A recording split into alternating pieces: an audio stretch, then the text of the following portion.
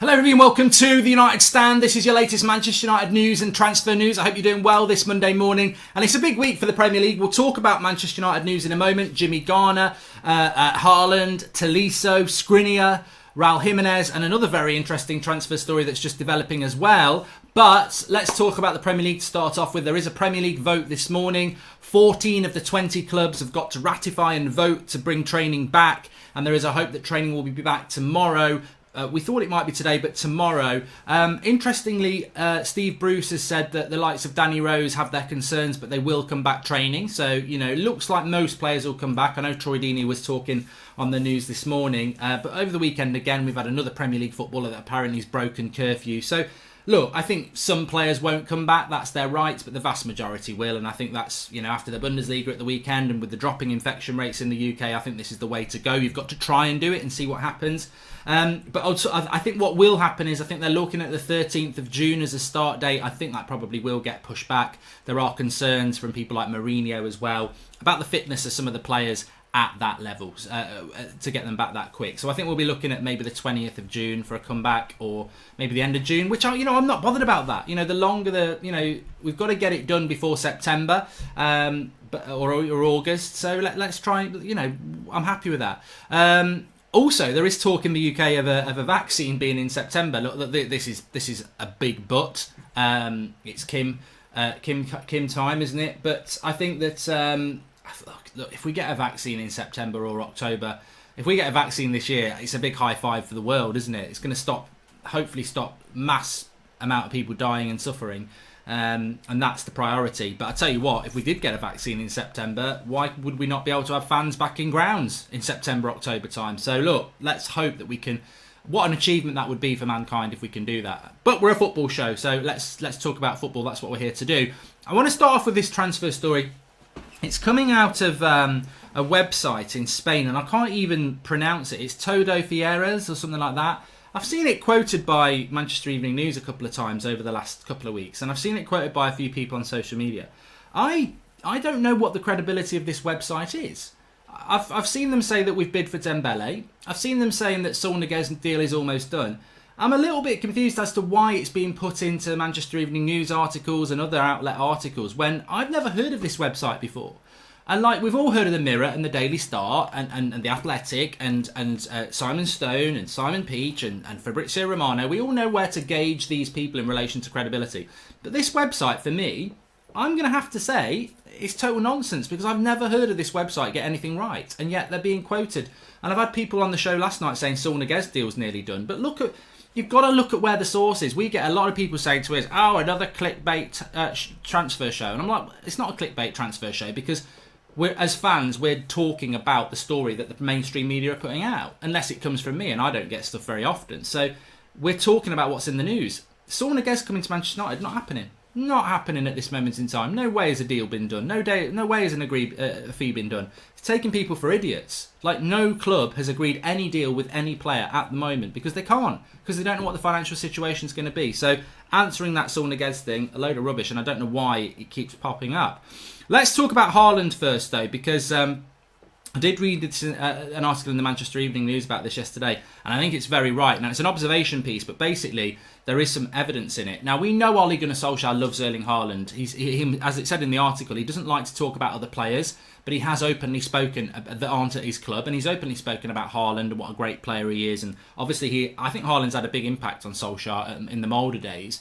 Why wouldn't he? We've seen the impact that Martial's had this season with Solskjaer. One thing Solskjaer I think he's excellent at is analysing a football game as a striker and clearly, improving players. I think Martial and Haaland, two of the better strikers in Europe this season. I mean, I don't think Martial's at Haaland's level, but he's had a very good season. Who's coached both of those players? Had a big part in the coaching of those players? Ole Gunnar Solskjaer.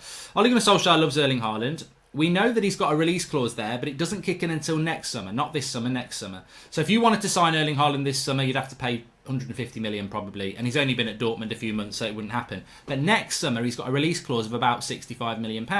Now, will Manchester United go for Haaland? I think if Solskjaer's in charge, they will. Whether they can get him, look, Mino Raiola's a big problem. And Mino Raiola's a problem because of Pogba, Mino Raiola's a problem because of Lingard, and he's definitely a problem because of Erling Haaland, and a lot of people would swerve that. But if you think United won't be in the equation to bring Erling Haaland to Old Trafford next year when his £65 million release clause kicks in, you're sadly mistaken.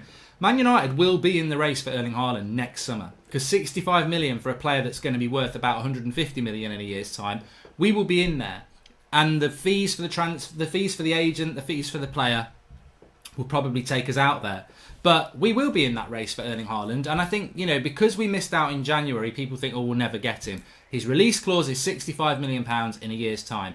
We will go back in for him. We might not go back in for him for long. But depending on the financial situation, I think United will go back in for him. And I would just bear that in mind. So look, Haaland to Manchester United with a long-term strategy, I think we will go in for him. I don't know whether we should. Because of Mino Raiola, but he'll only be in his early 20s there, and you could see a situation where Mino Raiola goes, Man United next for 3 years, and then Real Madrid. Is that what we want? I don't know. I'll leave that to you. Another player we've been linked to as a striker is Jimenez. We spoke about him on Friday night. Now, the Times have been talking about this, that Jimenez and Wolves they're willing to part ways. They're willing to sell him. I think there's a feeling from Wolves, because he's now 28, 29, that it's now or never with Raul Jimenez because of his value. They didn't pay massive money for him, but they know they can double their money at least this time. Next season, he's going to be closing in on 30. This is now or never, and they're looking at, as I said before, Carlos Vinicius at Benfica. So Wolves have a willingness to sell Jimenez this summer. I don't think Jimenez will leave Wolves because of the lockdown transfer window we're going to have with the lack of funds around there. But it's certainly something that United could look at. And I think in relation to a striker, we need a striker.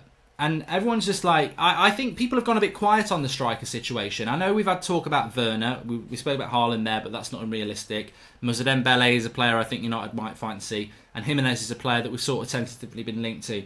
And of course, you've got Ighalo. But the situation with Ighalo is very difficult. I would say there's less chance of us signing Ighalo than there is of getting a Werner, a Jimenez, or a Moussa Dembele, for the simple reason, well, people would say, well, you're being stupid. Ighalo's already at the club. It must be the biggest chance of staying. But he's on loan.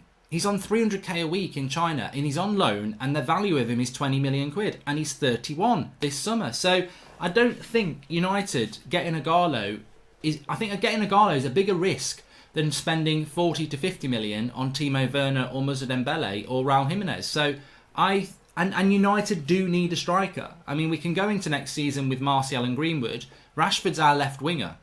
Yes, he can play up front, but he didn't do particularly well there at the start of the season. So you've got Martial and Greenwood as your striker. I don't think two is enough, because if one gets injured, you've only got that one player. Who do you sub to bring on? You need three strikers. You definitely do. And I think United will be looking at a striker. So I think it's not getting the attention of a Jadon Sancho or a Jack Grealish. But I do think we're looking at a striker. And I think the fact that Wolves are willing to let Jimenez go. Look, will he come to United or not? There's talk of Real Madrid or Barcelona, of course. But what's their financial situation? I think we've said this so many times. Manchester United, if they can, need to use this transfer window and grab it for what they can. They might get Sancho, a midfielder, and a striker at very reasonable prices when other clubs can't buy anybody. So let's see how that develops. Also, centre-back, we were linked to Skriniar over the weekend. A lot of people said, well, why have you not talked about Skriniar? You really like Skriniar. You've been on about Skriniar for years. I don't see anything in it, that's why. I think it was reported in the Mirror, Milan Skriniar, centre-back for Inter Milan. I really like him. I mean, I can't remember when we started talking about him, definitely in the Mourinho era, maybe 3 years ago. I don't think it was 4, probably 3 years ago. I like Skriniar. He's good in the air. Look, there would be question marks about how quickly he would adapt to the Premier League. I do like Skriniar, but the thing I always say in my head now about any centre-back we're linked to, how do they work with Harry Maguire? And if I'm saying that I don't think Maguire and Lindelof are a Premier League winning title centre-back pair, I don't think Maguire and Skriniar is either. And I like Lindelof. I like Skriniar, but I don't see that pairing working at all well, because Skriniar, I'm not saying Skriniar and Maguire are slow, but they're very similar sort of players, and what's the point in getting Skriniar in just because he's a little bit better than Lindelof when you're not actually solving the issue of building a centre-back partnership?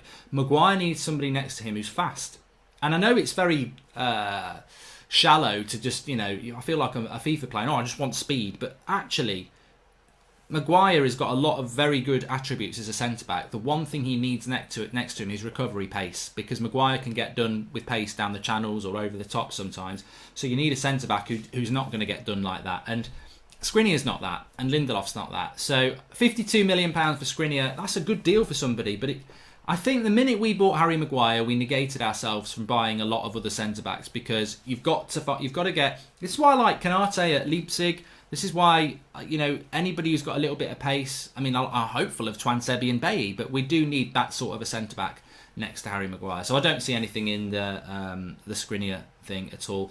Toliso's interesting. I think it was Sky Germany, I don't know actually who it was. I've got it written down there. But we were linked to, I don't know, Express maybe? I don't know. Toliso, Corentin Toliso, I think is his first name. Playing at Bayern Munich, formerly of Lyon, mid-20s, French player, didn't play for Bayern at the weekend because I think he's actually still injured, although he's not been getting picked regularly anyway. He's had problems with his ankle. Bayern Munich do need to raise funds this summer because they want to sign Leroy Sané, so there will be players leaving Bayern Munich, and there may well be an option there. Toliso's interesting. He's been at Bayern for I think 2 or 3 years. He's a bit like Emre Can at Juventus, and I said in the January I would have took Emre Can because still mid-20s, got a lot of experience, and I think he would have been a good player for us.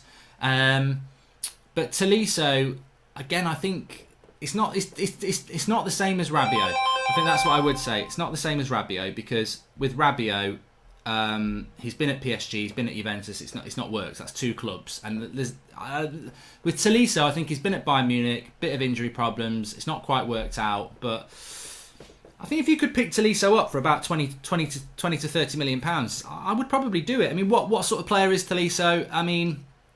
Creatively he's quite good, but I think he does offer something defensively in the midfield. I could see a midfield of a holding midfielder, Toliso and Bruno. I could see that, but of course it's always complicated by the fact, is Pogba staying? Is Toliso good? Fred wants to play that box-to-box position, but Fred needs to get more goals and assists. So, look, it's an interesting one. Do I think it'll happen? At this stage, it's hard to jump onto it, but it is the sort of deal that United could do, because Bayern Munich will want to raise funds. But then do you think, well, maybe that's the sort of signing Arsenal will do? I don't know. Sticking with the midfield, there is talk that James Garner or Jimmy Garner had a bit of a breakout season this year. Not played as much as I would have liked, but he is. I think Garner is the player that really could rival Greenwood for being our breakout player.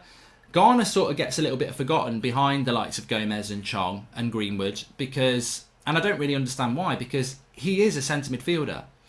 And he is about the same age as Greenwood. He's very young. I think he's 18. So Garner apparently he's going to go on loan next season. This is a high five, thumbs up moment. This is what we should be doing with players like Garner. They hanging around the first team, which he's been doing for a year, is great.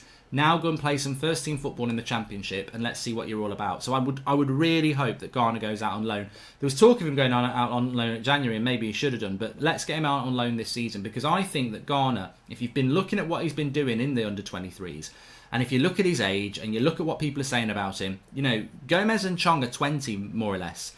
Garner's a couple of years behind that, and he's playing as a centre midfielder. Like, he plays CDM, box to box. That is a difficult position to break through as a teenager, because it's the engine room of football. You can go up front and you're playing up against the centre back. If it breaks for you, you can start scoring goals. Centre back and centre midfield, I think for young players, is very hard to break in when you're a teenager, because you're playing against experienced players. So Garner, I think, has got a good future, and I think a loan would be a good move for him. And again, more news about Manchester United being spoken about as a force in the future. Look, as a force in the future, you've got to deliver on the pitch, but I can't remember where I read it, but it was a little bit of a continuation of what we were talking about yesterday, whereby there is no doubt that Manchester United have bought a lot of youth talent over the last 3 or 4 years, and we continue to do that. And this is seen as a strategy by Manchester United to close the gap on the clubs ahead of us, and to sort of try and combine what a Dortmund does in getting hold of great youth talent, and what a Man City or a Real Madrid do in buying talent. So United are trying to fuse the two together to close the gap above. So to be a team that, be like Dortmund in hoovering up young talent, but also be like a City or a Real Madrid in buying talent as well. So it could work for United. It's looking good at the moment, but we must deliver on the pitch.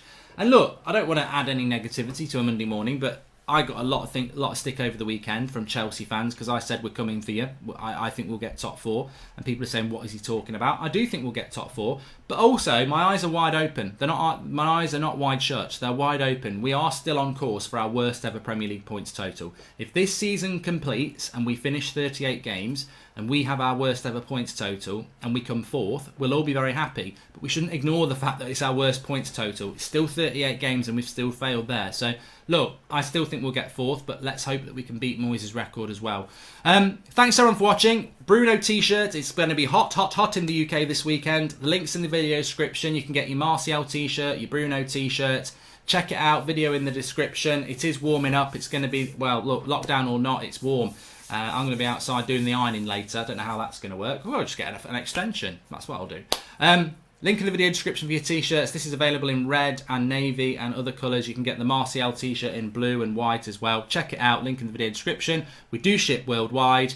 Speak to you soon.